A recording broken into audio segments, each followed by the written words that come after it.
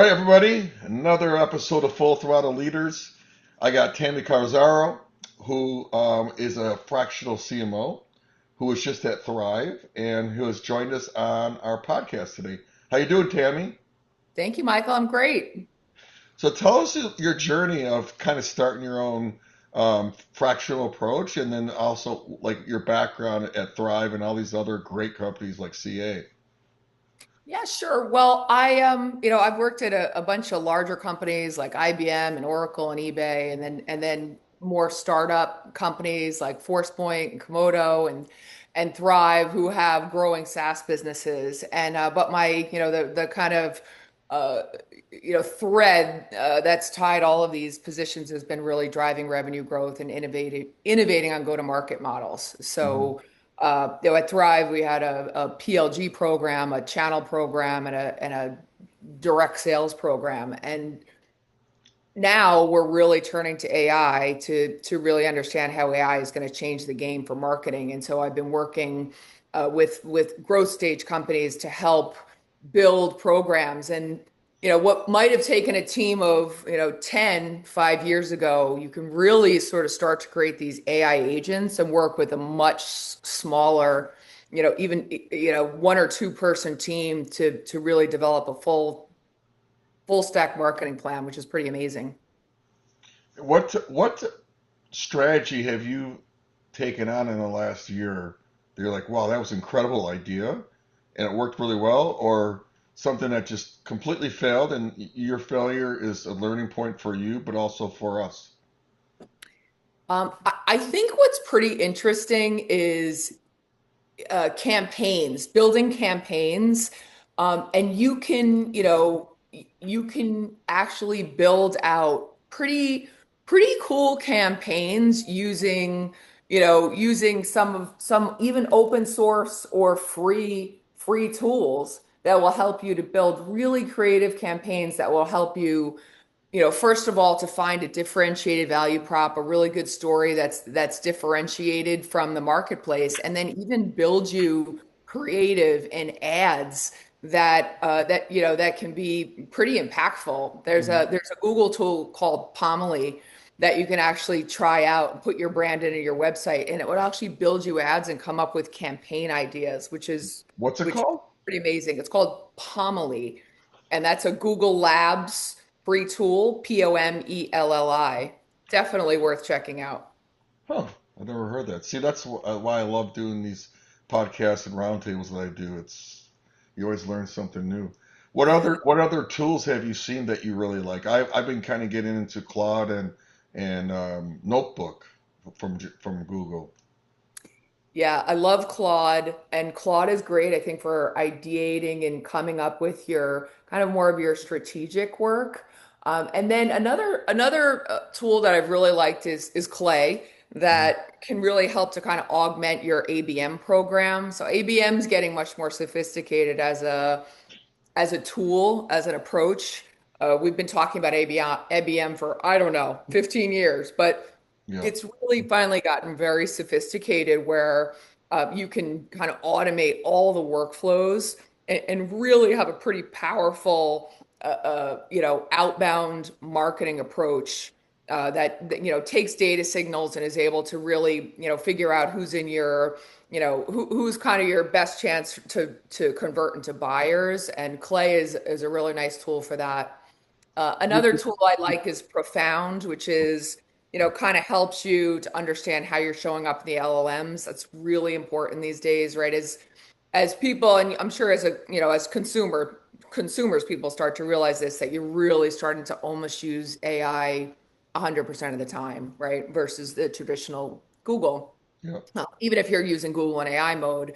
And so making sure you're found in those LLMs is super, super important. And what's kind of interesting is, as a marketing CMO, PR and organic social media to me were sort of, they were sort of losing their luster in terms of impact. And now the LLMs are actually starting to cite Instagram, your organic posts, and they're starting to cite, Reddit comments, and they're really going to start to cite your press releases and your or in your organic content, your analyst publications and proprietary research, and so that becomes really, really important. What what's your plan over the next 5 years for you? I mean, what are you looking to do? Are you building your own brand, working at another company? Like, what gets you excited to kind of wake up in the morning at this point? Well, right now I'm really trying to deep dive in AI. I want to become one of the leading marketing experts in AI, and really, there hasn't been a ton of innovation in marketing and the way you structure a marketing team since I've been a marketer. Mm, Honestly, it's you pretty much set it up the same, and there really hasn't been a ton of innovation.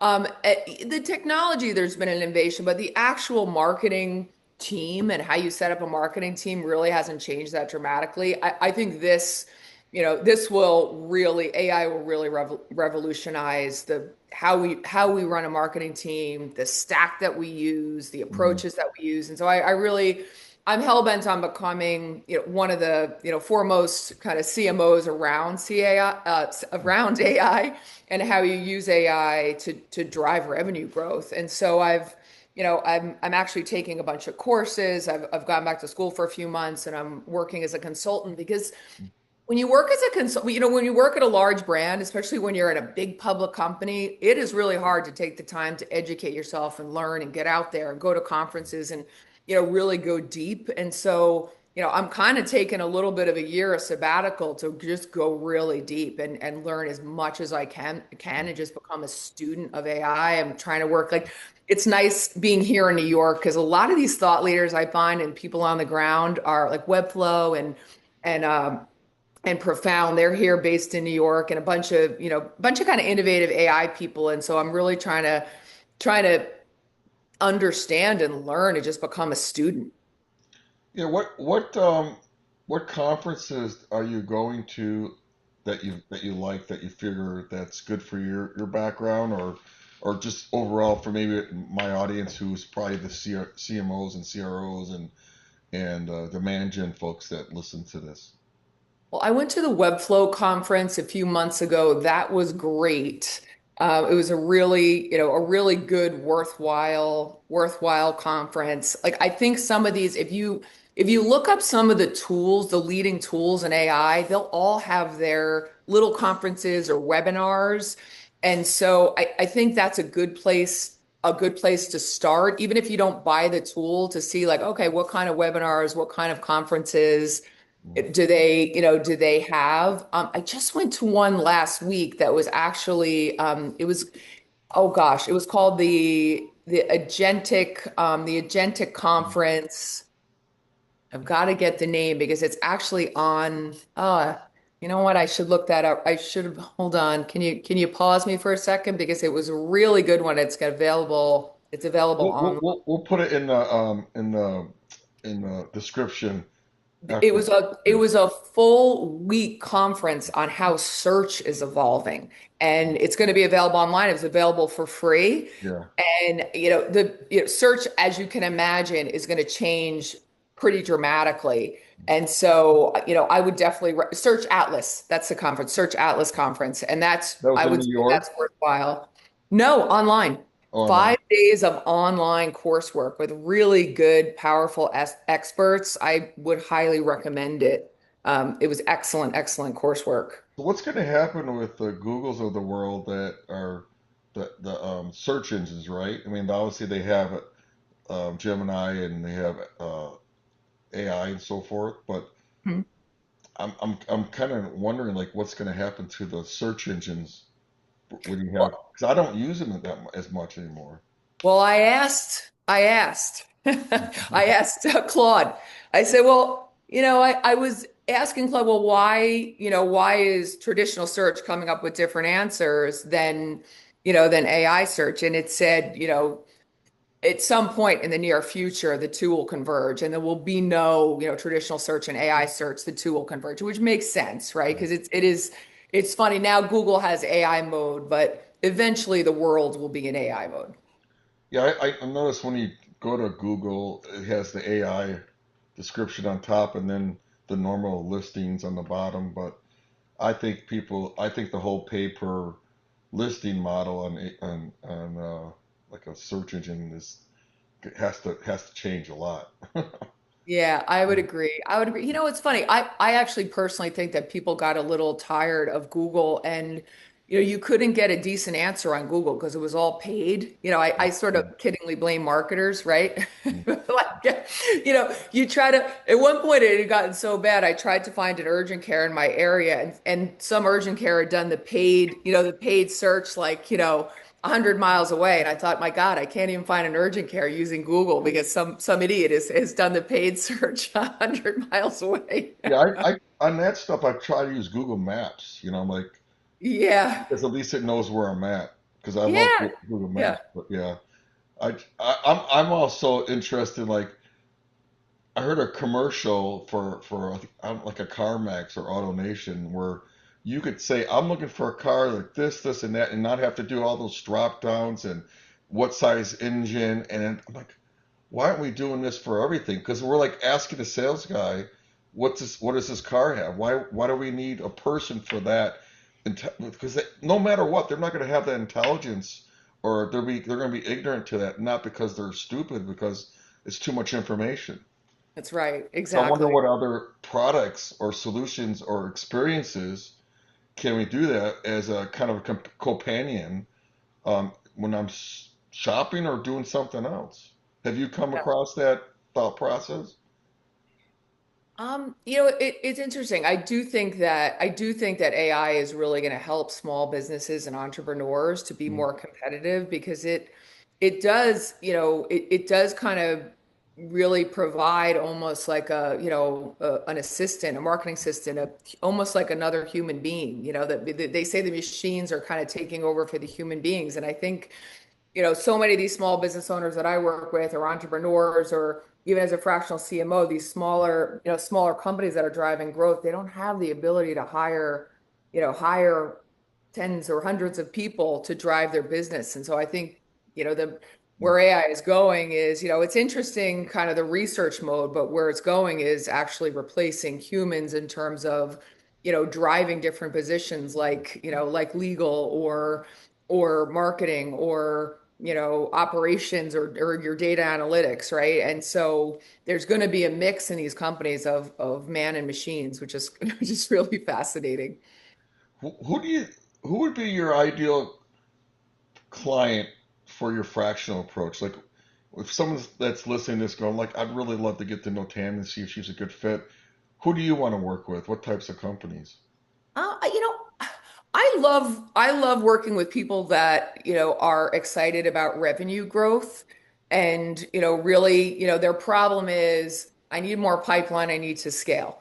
And, I really love kind of that problem and every company is like a snowflake, right? It's never there's one answer. Sometimes people say like what's the exact answer? Well, it depends on your product, it depends on your the size of your average deal size, right, is a big factor, right? And how you go to market. Can you afford a big sales force? Can you afford ABM? Or do you need a different approach that's, do you have a trial for your product or a demo or what is your product and how can people put their hands on it? And so there are a lot of different factors that go into the right go-to-market approach and how you can scale and drive revenue. But I just love working with different brands and figuring that out and kind of setting up the go-to-market model. What would you say your biggest learning is if you can go back 10 years and say, Tammy, don't do this, do this? Do you have like a lesson learned? That's a good one. Well, one lesson hard learned is you can't set up an ABM program if sales isn't going to do. It's not if sales thinks that marketing is going to just hand them leads with an ABM program, it is really a collaboration. So, basically what happens with an ABM program is you're not necessarily handed just a meeting. You're handed, a person who's in a buying behavior for your product. and researching your product and in a sales cycle, but it doesn't necessarily mean, that you don't have to do the outreach and LinkedIn and kind of try to meet up with that person and get the meeting. And you really need to coordinate that handoff between marketing and sales. And so if sometimes sales can be focused on existing clients, or maybe you don't have the strength of your sales department, and then you could spend a lot of money on an ABM program, and then if you're not like in sync with your head of sales, you're going to be disappointed. And so I've had ABM programs that have crushed it with the right sales partners, and then I've had ABM programs that sort of went a little bit unanswered because they were sort of one-sided. And so that's a big important piece, like making sure you're in alignment with both your business manager or your CEO and your head of sales in terms of the approach and what they're expecting. Because if they're just expecting leads, ABM isn't the right approach. Then you should move more of the traditional demand gen and have marketing drive leads and set meetings. So, you really need to be in alignment in order to make these I've go-to-market seen that models always successful. I've seen those always out of alignment. I've worked in a lot of enterprise sales teams. And it's like the marketing and the VP of sales are never on the same page, and they're like, Where's our leads?" And then, "Why aren't you closing?" It's like Yeah, yeah. it's a constant battle. It's like, and I always thought the SDRs, in my opinion, if they still have them, they should be they're doing appointments, so they should be more on the sales side, where thought generation and white papers and branding should be on the marketing side. What's your thoughts on that? I've seen them back and forth, and I've had CMO roles where they report to me and roles where they report to sales. But at the end of the day, I actually do like having the SDRs, because Yeah, that way there's never any he said, she said.